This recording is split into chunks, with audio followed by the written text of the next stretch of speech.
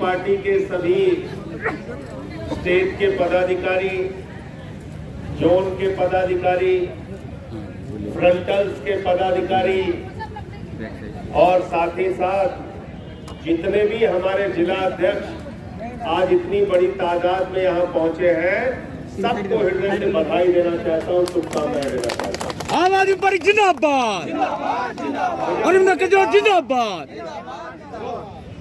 कि गर्मी बहुत है, धूप बहुत है और वास्तव में बहुत ज्यादा धूप है, लेकिन इतनी धूप में, इतनी गर्मी में आप लोग इतनी बड़ी संख्या में पूरे उड़ीसा से आए हैं, इसके लिए भी आपका हृदय से आभार व्यक्त करना चाहता हूं। साथियों और दोस्तों,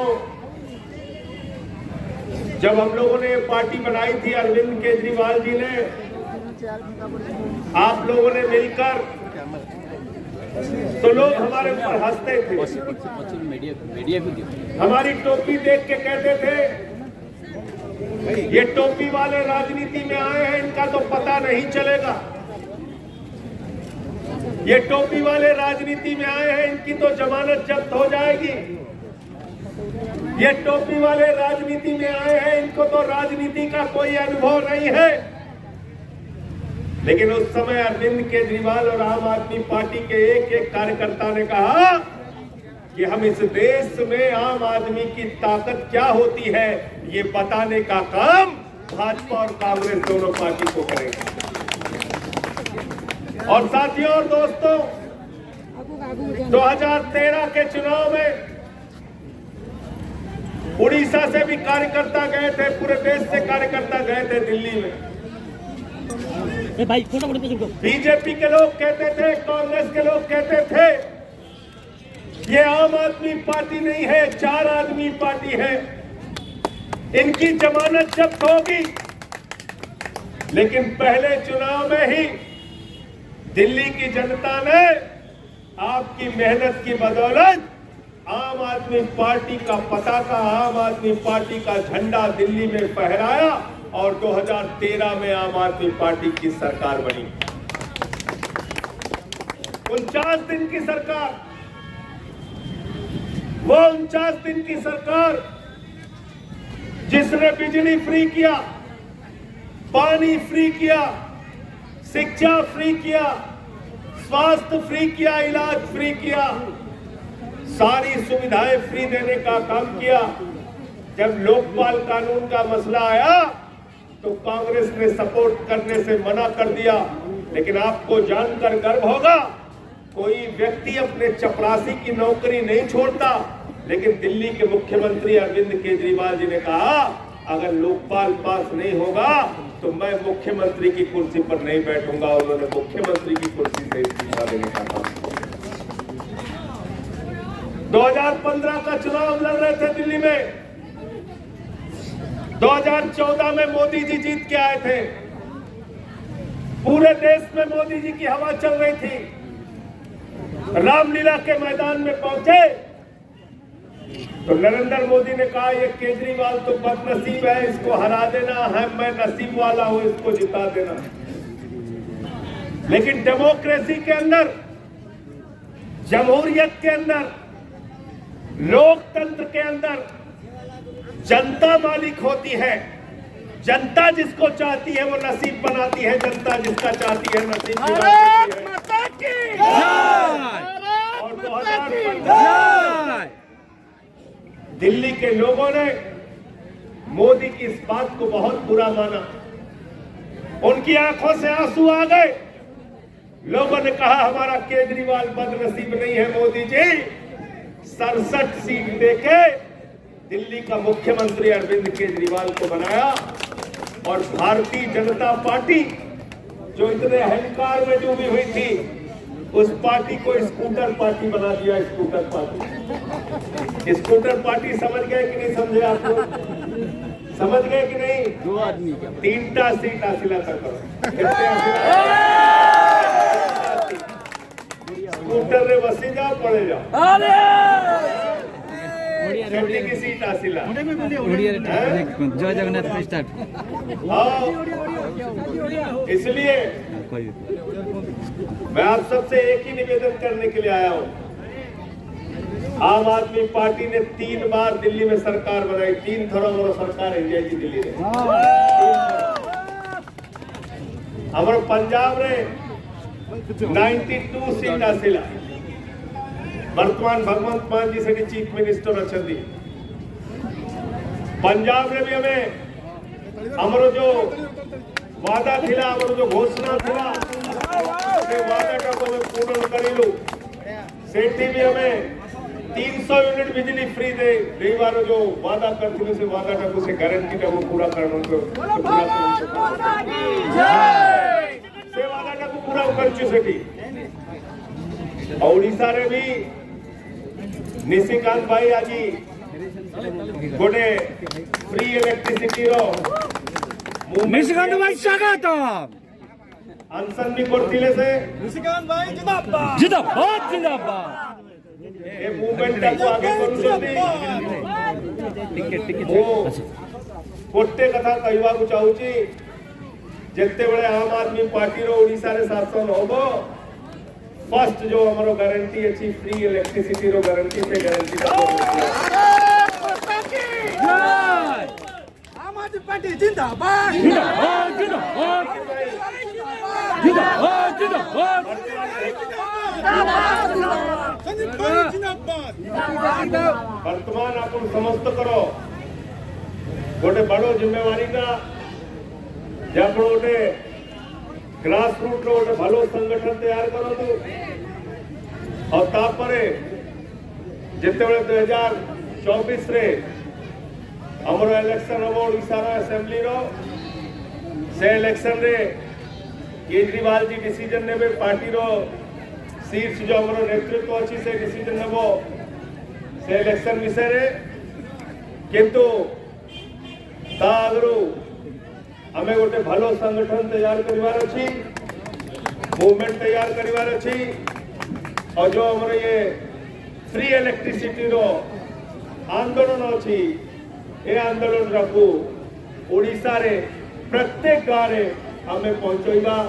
आ गोटे मंथ किंबा 3 मंथ भितरे सेटा गोटे प्लान करिकी निशिकांत भाई गोटे अभियान शुरू करेंगे। मो आपण माने को पुणी बहुत बहुत कांग्रेचुलेशन, बहुत बधाई, बहुत शुभकामना।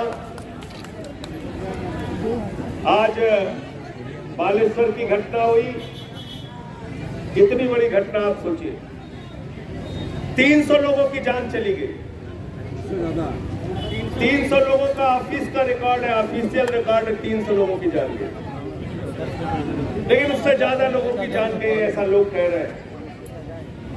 और सरकार की लापरवाही देखिए कि जहां पर मृतक लोगों की लाश रखी गई थी, उसमें 2 लोगों ने अपना हाथ हिला के कहा भाई हम तो जिंदा हैं, हमको भी उठा लीजिए। ये संवेदनहीनता है आपकी। और आज भारतीय जनता पार्टी के लोग कहते हैं बालेश्वर घटना साजिश है, साजिश है, साजिश है। कितना झूठ बोलोगे। भाजपा का तो नाम ही मैंने रख दिया भारतीय झूठा पार्टी। नरेंद्र मोदी जी दिन रात झूठ बोलते हैं, उनके रेल मंत्री दिन रात झूठ बोलते हैं, भाजपा का एक एक कार्यकर्ता दिन रात झूठ बोलने का काम करता है, इसलिए उसका नाम झूठा पार्टी से बदल के भारतीय झूठा पार्टी, झूठ बोलने वालों की पार्टी। क्या करें, साजिश हो गया, साजिश हो गया। 3 महीने पहले उड़ीसा के लोगों आपको पता होना चाहिए एक एक कार्यकर्ता को। 8 फरवरी को एक एक्सीडेंट उसी ट्रैक के ऊपर होने जा रहा था, लेकिन जो उस ट्रेन का ड्राइवर था उसने सूझबूझ से काम लिया, ट्रेन का एक्सीडेंट नहीं हुआ। उसके बाद उसकी एक इंक्वायरी हुई। उस इंक्वायरी में प्रिंसिपल चीफ ऑपरेटिंग मैनेजर की रिपोर्ट है उस रिपोर्ट में लिखा गया है कि यहाँ का इलेक्ट्रॉनिक इंटरलॉकिंग सिस्टम खराब है। अगर इसको ठीक नहीं किया गया तो यहाँ बड़ी दुर्घटना हो सकती है। मोदी सरकार को रिपोर्ट गई, रेलवे बोर्ड को रिपोर्ट गई, रेल मंत्री को रिपोर्ट गई। मैं पूछना चाहता हूँ, 3 महीने तक मोदी सरकार धृतराष्ट्र की तरह आंख पर पट्टी बांधकर क्यों बैठी हुई थी? अगर 300 लोगों की मौत की साजिश के पीछे कोई जिम्मेदार है तो नरेंद्र मोदी जिम्मेदार है। साथियों, नरेंद्र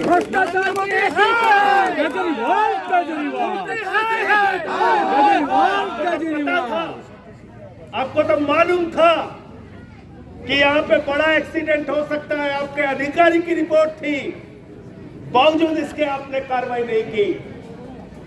जब भी कोई घटना होती है कहते हैं आतंकवादी घटना है, माओवादी घटना है। आम आदमी पार्टी के कार्यकर्ता को पता होना चाहिए, 2017 में आंध्र प्रदेश में रेलवे की दुर्घटना हुई, 41 लोगों की जान गई। कानपुर में रेलवे की दुर्घटना हुई, 150 लोगों की जान गई। दोनों दुर्घटना के पीछे मोदी जी ने कहा आतंकवादियों का हाथ है, आतंकवादियों का हाथ है। 2017 में 16 में जांच शुरू हुई और 7 साल हो गया, 7 साल आज तक कानपुर और आंध्र प्रदेश के रेल दुर्घटना में चार्जशीट फाइल नहीं हुई। इसका मतलब अगर सीबीआई को जांच गई है तो याद रखना बालेश्वर घटना में 17 साल तक कोई न्याय मिलने वाला नहीं है। इन बेईमानों के खिलाफ, रेल दुर्घटना के खिलाफ भी हमको आंदोलन निशिकांत भाई करना पड़ेगा। ये कोई साजिश का मामला नहीं है, ये मामला मोदी सरकार की लापरवाही का है। 79% रेलवे सेफ्टी का बजट कम किया गया। रेलवे विभाग में 3 लाख कर्मचारी कम है। आपकी सरकार किसके लिए काम करती है?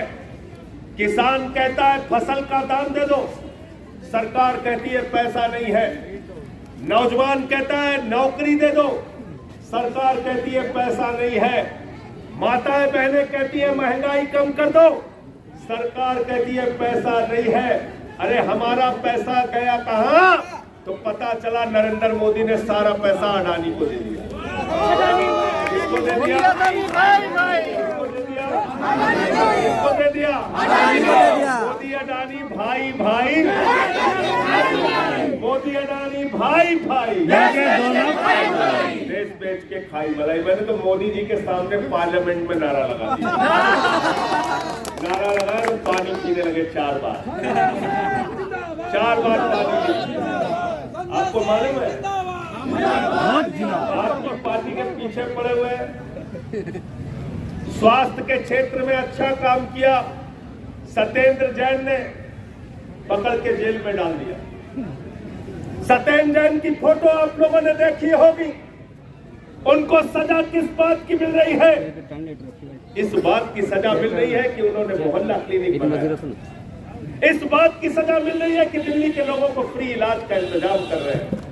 इस बात की सजा मिल रही है कि 300 यूनिट बिजली फ्री की योजना सत्येंद्र जैन लेके आए। और आज वो सत्येंद्र जैन, उनकी तस्वीर आपने देखी होगी साथियों, 36 किलो उस आदमी का वजन कम हो गया। 36 किलो, शरीर की हड्डी हड्डी दिखने लगी। बार बार मोदी जी ने कहा केजरीवाल का नाम ले लो छोड़ देंगे। सीबीआई ने कहा केजरीवाल का नाम ले लो छोड़ देंगे। ईडी ने कहा केजरीवाल का नाम ले लो छोड़ देंगे। सत्येंद्र जैन ने कहा शरीर का एक एक कतरा ले लो लेकिन अरविंद केजरीवाल का नाम सूखा नाम। आम आदमी पार्टी जिंदाबाद, अरविंद भाई जिंदाबाद, हार गए कल्याण भाई जिंदाबाद। जब सत्येंद्र जैन से हार गए संजय भाई स्वागतम। तो दुनिया में सबसे अच्छे शिक्षा मंत्री मनीष सिसोदिया को पकड़ लिया। मनीष सिसोदिया का गुनाह क्या है? मनीष सिसोदिया का गुनाह यह है कि दिल्ली में जो बच्चे टाट पट्टी पर बैठ के पढ़ते थे, जिन बेटियों के लिए टॉयलेट का इंतजाम नहीं होता था, आज उन्हीं सरकारी स्कूल में बच्चों की पढ़ाई के लिए एयर कंडीशन कमरे मनीष सिसोदिया ने बनाए। मनीष सिसोदिया का गुनाह यह है कि दिल्ली के 18 लाख बच्चों को अच्छी शिक्षा देने का काम कर रहे थे, उनको पकड़ के जेल में डाल दिया। 3 महीने से जेल में। उनकी पत्नी बीमार है साथियों, उनकी पत्नी तकलीफ में है। कोर्ट में जमानत लगती है कि पत्नी बीमार है, कम से कम अभी तो जमानत पे छोड़ दो, भारतीय जनता पार्टी के लोग और मोदी की पूरी सरकार विरोध करने आ जाती है। मनीष सिसोदिया भी लड़ रहे हैं, लेकिन इनके आगे झुक नहीं रहे हैं। ये आम आदमी पार्टी के सिपाही है, ये झुकते नहीं, लड़ने का काम करते हैं। मनीष सिसोदिया सर जिंदाबाद,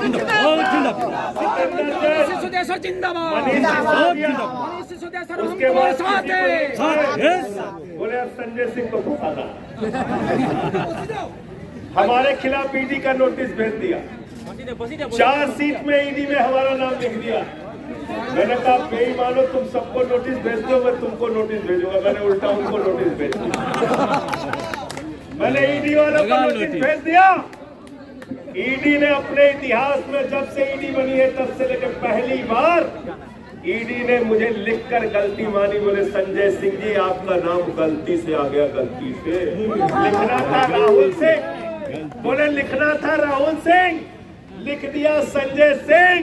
अरे मैंने कहा बेईमानो, कहीं नीरव मोदी की जगह नरेंद्र मोदी लिख दिया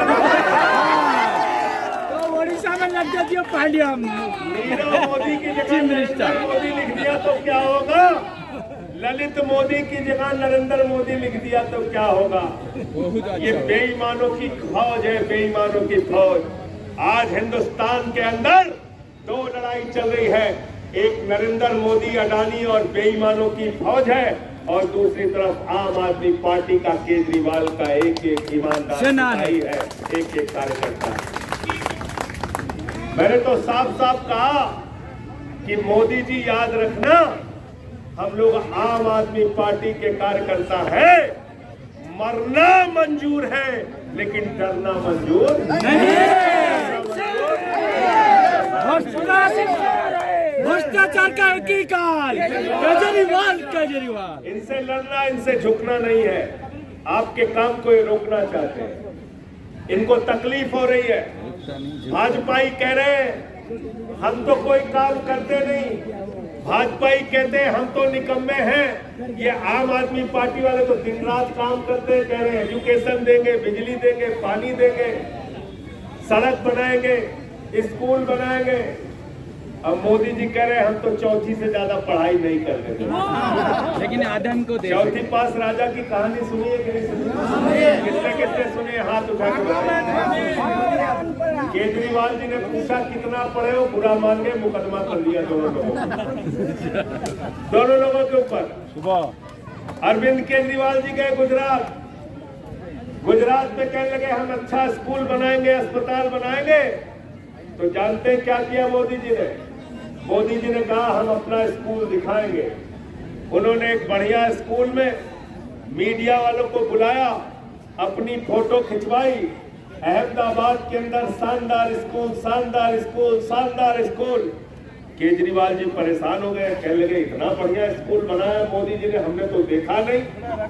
उन्होंने अपने कार्यकर्ता को बुलाया, जैसे निशिकांत भाई है, ऐसे सबको बुलाया। बोले भाई जाओ अहमदाबाद में वो स्कूल देखो जहां मोदी जी बच्चों के साथ बैठे थे। अगर अच्छा स्कूल बना है तो गुलाब का फूल देकर आना। हमारे कार्यकर्ता टोपी लगा के पहुंचे, बोले स्कूल कहाँ है? तो पता चला टेंट वाले उखाड़ के ले।